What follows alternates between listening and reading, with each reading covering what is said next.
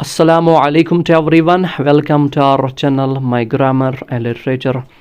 आज की इस वीडियो में एक कॉमन क्वेश्चन को सॉल्व करेंगे जिस क्वेश्चन का नाम है आयरनी। ये आयरनी होती क्या है, आयरनी कितने टाइप्स की होती है, और जो प्ले प्रपोजल है क्लास 10th के सिलेबस में उसमें कौन सी आयरनी है। तो ये सारी चीज़ें हम आज की वीडियो में क्लियर करेंगे। सो हम कोशिश करेंगे सिंपलेस्ट सिंपल और ईजीएस्ट ईजी वे में इसको डिस्कस करने की, आपको समझाने की कि आखिरकार ये आयरनी होता क्या है। सबसे पहले आपको ये याद रखने की ज़रूरत है कि आयरनी एक्चुअली एक लिटरेरी डिवाइस है, यानी वो टेक्निक जो ऑथर्स यूज़ करते हैं अपनी राइटिंग में ताकि उनकी राइटिंग को इफ़ेक्टिव बने उनकी राइटिंग, चाहे वो पोइट्री हो या चाहे वो प्रोज हो। पहला पॉइंट जो इसमें है वो क्या है कि आयरनी एक लिटरेरी डिवाइस है जो डिफरेंट टाइप्स ऑफ राइटिंग्स में इस्तेमाल होता है ताकि राइटिंग एक अच्छी, खूबसूरत और इफ़ेक्टिव बन जाए। तो ये पहला पॉइंट इसमें है। नंबर सेकंड पॉइंट ये है कि आयरनी जो लिटरेरी डिवाइस है इसके 3 टाइप्स है। ये खाली एक टाइप ऑफ आयरनी नहीं होता बल्कि 3 टाइप्स ऑफ आयरनीज होते हैं। तो मैं कोशिश करूँगा इन तीनों टाइप्स को, जो नंबर 1 पहले वर्बल आयरनी है, नंबर 2 सिचुएशनल आयरनी है, या नंबर 3 ड्रामेटिक आयरनी है, इन तीनों को मैं अच्छे से अच्छे वे में समझाने की कोशिश करूँगा। तो सबसे पहले हम कोशिश करेंगे वर्बल आयरनी को एक्सप्लेन करने की। देखिए, वर्बल आयरनी यानी जो आप कह रहे हो आपका मीनिंग वो नहीं है, बिल्कुल आप अपोजिट उसके कहना चाहते हो। जो आप कह रहे हो, जो वर्ड्स आप यूज़ कर रहे हो, आपका वो मीनिंग नहीं है बल्कि आप उसका अपोजिट कह रहे हो। फॉर एग्ज़ाम्पल, बारिश हो रही है और आप घर से अम्ब्रेला के बगैर निकले तो आप अपने साथ कह रहे हो कि क्या मौसम है, क्या अच्छा मौसम है, क्या मज़ेदार मौसम है। लेकिन आप वहाँ से दूसरी तरफ तो आपको बहुत सर्दी लगी हुई है, यानी बहुत ठंड है, लेकिन आप कह रहे हो कि क्या मौसम है, क्या अच्छा मौसम है। यानी असल में क्या आप कहना चाहते हो, आप ये नहीं कहना चाहते हो जो लिटरली जो वर्ड्स आप यूज़ कर रहे हो, आप इसके बिल्कुल अपोजिट कहना चाहते हो। या एक और एग्जांपल मैं दूंगा, कोई डॉक्टर के पास जाए, डॉक्टर के पास वो दांत निकाले, दांत निकालने के बाद वो घर वापस आए तो घर वाले उसको कहेंगे कि भाई कैसा लगा दांत निकालने के बाद, तो वो कहेगा बहुत मज़ा आया दांत निकालने के बाद।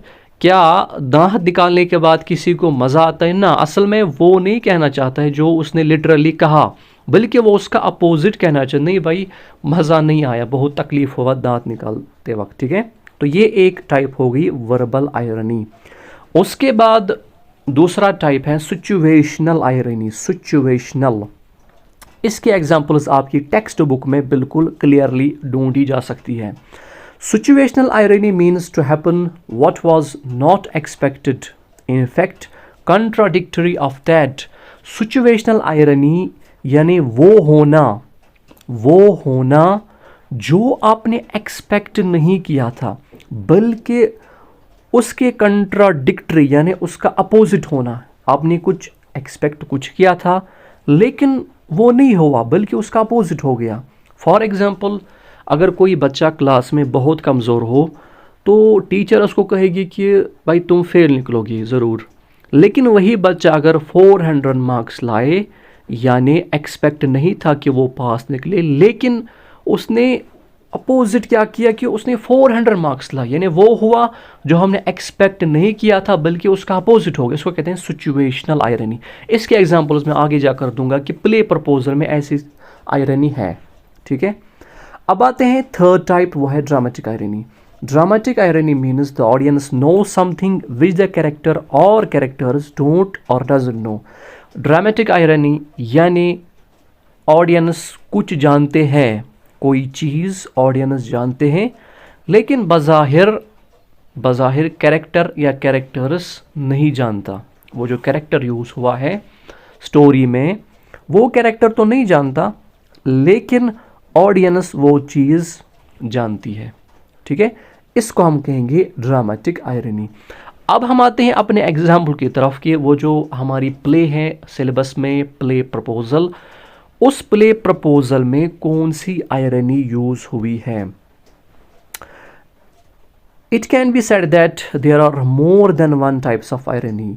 हम कह सकते हैं ऑब्जर्वेशन के बाद, हमारी ऑब्जर्वेशन ये है कि इस प्ले में एक टाइप से ज़्यादा आयरनी है, यानी खाली आप नहीं कहेंगे कि खाली सिचुएशनल आयरनी है या ड्रामेटिक आयरनी, बल्कि एक से ज़्यादा है। फॉर एग्जांपल इसमें तो सिचुएशनल आयरनी है। सिचुएशनल आयरनी कहाँ पे, देखिए लोमो चाहता है नटालिया से शादी करना और सिचुएशन को काम करना और खुशी लाना। लोमो wants to marry Natalia and calm the situation, also bring happiness। वो चाहता है खुशी लाए, सिचुएशन को काम करे, बट इट डजेंट हैपन। लेकिन वहाँ जो हैप्पीनेस इसको चाहिए थी शादी के बाद, जो काम डाउन सिचुएशन चाहिए थी शादी के बाद, वो नहीं हुआ।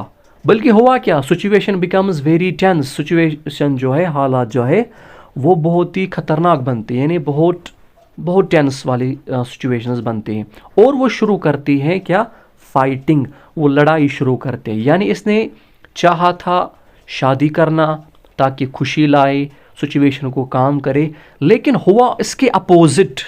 जो इसने एक्सपेक्ट किया था इसके अपोजिट हुआ। सिचुएशन वहाँ पे बहुत टेंस हो गई, लड़ाई शुरू हो गई, फसाद शुरू हो गया, उस पे बहस शुरू हो गई, इस पे बहस शुरू हो गई। यानी जो ये चाहता था वो नहीं हुआ, बल्कि उसके अपोजिट हुआ, जिसका उसने एक्सपेक्ट नहीं किया था। तो इस प्ले में, इस प्ले प्रपोजल में ये सिचुएशनल आयरनी आप क्लियरली देख सकते हो। ठीक है। सेकेंड आयरनी क्या है, सेकेंड आयरनी है ड्रामेटिक आयरनी। यानी जो पर्पस है लोमो का, लोमो आया है नटालिया को प्रपोज करने के लिए, शादी के लिए, लेकिन ये जो नटालिया है और उसका बाप दोनों नहीं जानते। सिर्फ जानता कौन है, ऑडियंस जानती है। क्या, यानी लोमो का मकसद क्या है आने का, लोमो क्यों आया है वहाँ पे, ये सिर्फ और सिर्फ ऑडियंस जानते हैं। ये जो कैरेक्टर है नटालिया का या उसके बाप का, चुबुकू का, वो दोनों नहीं जानते। तो इसको हम कहेंगे कि इस प्ले प्रपोजल में क्लियरली ड्रामेटिक आयरनी है। तो हमने क्या यहाँ पे नोट किया, इस प्ले प्रपोजल में दो आयरनीज हैं, सिचुएशनल आयरनी और dramatic irony, as per our observation and research. ठीक है, हमारी ऑब्जर्वेशन के अकॉर्डिंग इसमें ये दो टाइप्स ऑफ आयरनी है। ठीक है, अब आपने समझ लिया आयरनी क्या है, सिचुएशनल क्या है, ड्रामेटिक क्या है, वर्बल क्या है। तो इसको आप अच्छे से आप खुद ही इलाबोरेट कर सकते हो, क्योंकि आपने बेसिक जो कॉन्सेप्ट है आयरनी का वो आपको क्लियर हो गया। तो मुझे पूरी उम्मीद है कि इस वीडियो से आपको एक नया कॉन्सेप्ट सीखने को मिला होगा। सो टिल नेक्स्ट वीडियो, अल्लाह हाफिज़।